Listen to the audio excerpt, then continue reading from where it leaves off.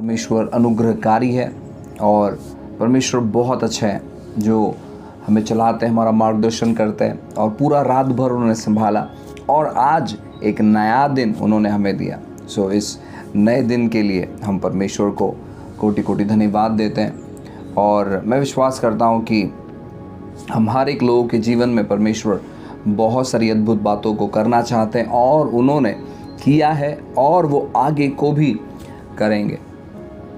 आज एक वचन मैं आपके लिए पढ़ना चाहता हूँ। बाइबल कहता है, पहला यूहन्ना इसका 4 अध्याय और 18 नंबर का वचन ऐसा लिखा है, प्रेम में भय नहीं होता वरन सिद्ध प्रेम भय को दूर कर देता है, क्योंकि भय का संबंध दंड से होता है और जो भय करता है वो प्रेम में सिद्ध नहीं है।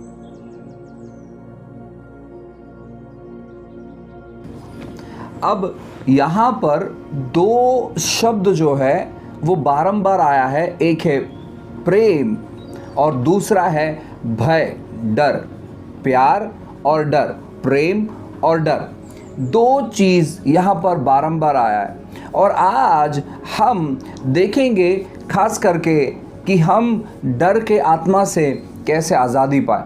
काफ़ी बार हमें लगता है कि जो व्यक्ति डरता है उसमें विश्वास की बहुत घटी होती है, लेकिन मैं आपको कहना चाहता हूँ कि प्रेम, डर का जो ऑपोजिट है वो विश्वास नहीं है परंतु प्रेम है।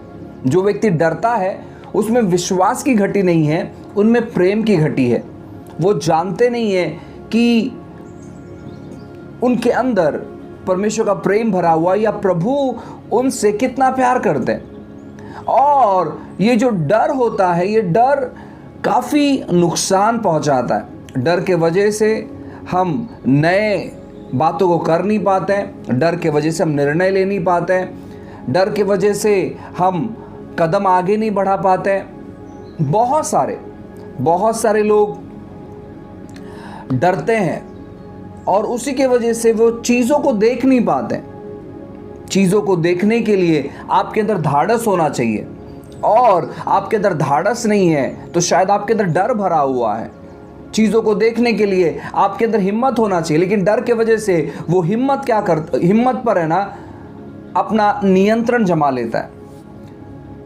डर एक ऐसा चीज़ है, शायद आपने सुना होगा पैनिक अटैक, यानी डर का अटैक, हार्ट अटैक नहीं, पैनिक अटैक। और ये इन दिनों में बहुत ज़्यादा बढ़ते चले जा रहा है। आज हम देख सकते हैं हमारे इर्द गिर्द में लोग डर का माहौल फैलाते हैं। हमारे इर्द गिर्द में लोग डर के माहौल को फैलाने की वजह से, लोगों में डर डालने की वजह से लोग परेशान, चिंतित और संघर्ष उठा रहे हैं। और काफ़ी बार मसीह लोग भी उस डर के शिकार बन जाते हैं। इसीलिए उनको लगता है कि परमेश्वर मुझे प्रेरणा दे रहा है किसी को जाकर सुसमाचार सुनाने के लिए, परंतु वो डर होने की वजह से उनके मन में वापस ख्याल आता है कि अगर मैं सुसमाचार सुनाऊं और इसने अगर कुछ मेरे साथ गलत कर दिया तो क्या होगा। काफ़ी बार परमेश्वर मार्गदर्शन करता है, जो व्यक्ति हमारे पड़ोस में बैठा है उनसे हम बातें करें, लेकिन डर हम पर नियंत्रण लेने की वजह से हम उनसे बातें नहीं करते और हम परमेश्वर की योजना को दूर कर देते हैं। प्रियो, काफ़ी बार लोग कहते हैं कि जो भी कुछ होता है वो प्रभु के योजना से होता है। काफ़ी बार लोग कहते हैं, हम मसीह लोग काफ़ी बार कहते हैं जो भी कुछ होता है प्रभु के योजना से होता है, लेकिन मैं आपको बताना चाहता हूँ ये सही नहीं है। आप कहोगे पास्टर ऐसे कैसे हो सकता है? कुछ चीज़ मालूम होना अलग है और योजना करना अलग है। हम बहुत सारी योजना करते हैं, लेकिन काफ़ी बार उस योजना के बीच में कुछ ना कुछ संघर्ष आ जाता है, कुछ ना कुछ परेशानियां आ जाती है। परमेश्वर को सभी चीज़ पता है, ऐसा नहीं कि परमेश्वर को पता नहीं, परमेश्वर को सभी चीज़ पता है, लेकिन सभी चीज़ों में परमेश्वर की इच्छा नहीं है। किसका कत्ल हो जाता है परमेश्वर की इच्छा नहीं है, कोई चोरी करता है परमेश्वर का इच्छा नहीं है, कोई गलत व्यवहार करता है परमेश्वर की इच्छा नहीं है, कोई खून कर देता है परमेश्वर की इच्छा नहीं है। ऐसी बहुत सारी बातें हम देख सकते हैं जहाँ पर परमेश्वर की इच्छा नहीं है। वैसे ही एक इच्छा परमेश्वर की है कि हम विश्वासी लोग यह जाने कि वो हमसे कितना प्यार करता है। और वही एक कारण था कि वो हर दिन आदम से मुलाकात करने के लिए आता था, दूसरा कोई कारण नहीं था। वो अपने प्यार से आदम को भरना चाहता था, वो बताना चाहता था कि वो कितना प्यार करता है। और आज भी वो परमेश्वर बदला नहीं है, क्योंकि वो हमेशा एक सा परमेश्वर है। वो कल, आज और युगानुयुग वो एक सा परमेश्वर है। और वो हमें हर दिन, हर सुबह, हर दोपहर, हर घड़ी वो बताना चाहता है कि हमसे वो कितना प्यार करता है। वो हमें जताना चाहता है कि वो हमसे कितना प्यार करता है, और हम उस प्यार से भरना चाहिए। और कैसे हम उसके प्यार से भर सकते हैं? जब हम उसके बारे में पढ़ेंगे कि वो सच में हमसे कितना प्यार करता है। उसने हमसे इतना प्यार किया कि उसने अपना जान क्रूस पर दे दिया। उसने हमसे इतना प्यार किया कि उसने चुनाव किया हमारे लिए पृथ्वी पर आने के लिए। उसने हमसे प्यार किया कि वो हमारे लिए मरने तक तैयार हो गया। इस पृथ्वी पर और भी बहुत सारे छोटे ईश्वर हैं जो कुछ चीज़ों को करते हैं, लेकिन उनमें से कभी किसी ने इंसानों से प्यार नहीं किया। छोटे ईश्वर, जब आप बाइबल में पढ़ोगे तो ईश्वर है, लेकिन छोटे ईश्वर है। लेकिन हमारा यहोवा वो सृष्टि करता है, वो महान है, वो श्रेष्ठ है। छोटे ईश्वर जिनको इंसानों ने बनाया है, जिसको इंसान मानते हैं। महान सृष्टिकर्ता परमेश्वर जिसने इंसान को बनाया है, इंसान ने जिसको बनाया है वो भी शक्तिशाली है। आप कल्पना कर सकते हैं, इंसान ने जिसको बनाया है वो भी शक्तिशाली है। तो सोचिए, हमें परमेश्वर ने बनाया, हम कितने शक्तिशाली हैं। इंसान पत्थरों की मूर्तियों को बनाते हैं, उसकी आराधना करते हैं, और वो पत्थरों की जो मूर्ति है उनसे आशीषों को लेते हैं। काफी बार अपने जीवन में बदलाव भी देखते हैं अपने विश्वास की वजह से। तो सोचकर देखिए कि इंसान कितना शक्तिशाली है, परमेश्वर की रचना कितनी सामर्थ्यशाली है। परमेश्वर की रचना इतनी सामर्थ्यशाली है कि वो जो भी चीजों को बनाता है वो ईश्वर बन जाता है। वो इतनी शक्तिशाली है। हमें जानने की जरूरत है, खास करके मसीह लोगों को, कि हम जो भी चीज़ों को करते हैं वो बहुत सामर्थ्यशाली है, वो बहुत शक्तिशाली है। क्यों? क्योंकि हमारे रचयिता ने हमारे अंदर वो ताकत और वो शक्ति भरी हुई है। वो हमसे इतना प्यार करता है कि उसने अपने जैसा हमें बना दिया। वो इतना प्यार करता है कि हम अपना स्वभाव हमारे अंदर भर दिया। तो जो भी लोग डर से गुजरते हैं, जो भी लोग ये पैनिक अटैक से गुजरते हैं, जो भी लोग अपना कदम आगे बढ़ा नहीं पाते कुछ कारणों की वजह से, मैं आपसे कहना चाहता हूं, हमें इन दिनों में परमेश्वर के प्रेम को स्मरण करने की ज़रूरत है कि उसने हमसे कितना प्यार किया। यह आसान बात नहीं है प्रियो। जब हम यह सुनते हैं कि परमेश्वर ने आपसे प्यार किया, चर्च में या फिर सभाओं में, या फिर कोई हमसे कहता है, तो हम बहुत ही इसे हल्का ले लेते हैं। हमें लगता है हाँ परमेश्वर ने किया। लेकिन जब हम उसके बारे में जाने कि जब वो कहता है कि मैं तुमसे प्यार करता हूँ, ये बहुत अनोखी बात है। ये बहुत अनोखी बात है। जब हम कहते हैं कि किसी व्यक्ति से कि मैं आपसे प्यार करता हूँ, इसका मतलब क्या होता है मालूम है? इसका मतलब होता है कि मैं आपके लिए सब कुछ करने तैयार हूँ। जब कोई प्रपोज करता है तो ये चीज़ें बहुत हल्की हो गई है इन दिनों में, बहुत हल्की हो गई है। लेकिन बाइबल जो है इसे बहुत मजबूत तौर पर कहता है, बहुत मजबूत तौर पर, खास करके पति पत्नी के बारे में, कि जब इनका विवाह होता है तो पति जो है वो पूरी तौर पर अपनी चीज़ों को बलिदान करना चाहिए अपने पत्नी के लिए। पत्नी जो है पूरी तौर पर अपना बलिदान करना चाहिए अपने पति के अधीन रहने के लिए, जिस प्रकार मसीहा ने किया। जब प्रेम कोई करता है इसका मतलब है कि वो अपने आप को दे देता है। और इतना परमेश्वर ने हमसे प्रेम किया, अपने आप को उन्होंने दे दिया। हमें इन चीज़ों को बारंबार अपने जीवन में ग्रहण करना है।